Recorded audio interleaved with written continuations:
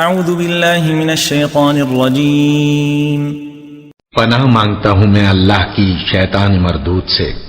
فمن يرد الله أن يهديه يشرح صدره للإسلام ومن يرد أن يضله يجعل صدره ضيقا حرجا كأنما يصعد في السماء كذلك يجعل الله الرجس على الذين لا يؤمنون۔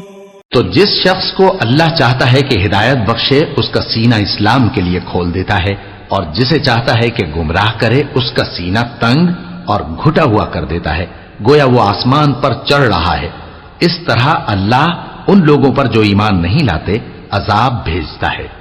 وَهَذَا صِرَاطُ رَبِّكَ مُسْتَقِيمًا قَدْ فَصَّلْنَا الْآيَاتِ لِقَوْمٍ يَذَّكَّرُونَ۔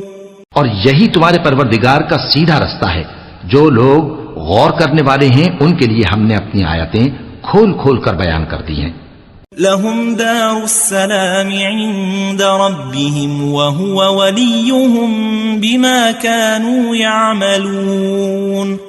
ان کے لیے ان کے اعمال کے صلے میں پروردگار کے ہاں سلامتی کا گھر ہے اور وہی ان کا دوست ہے۔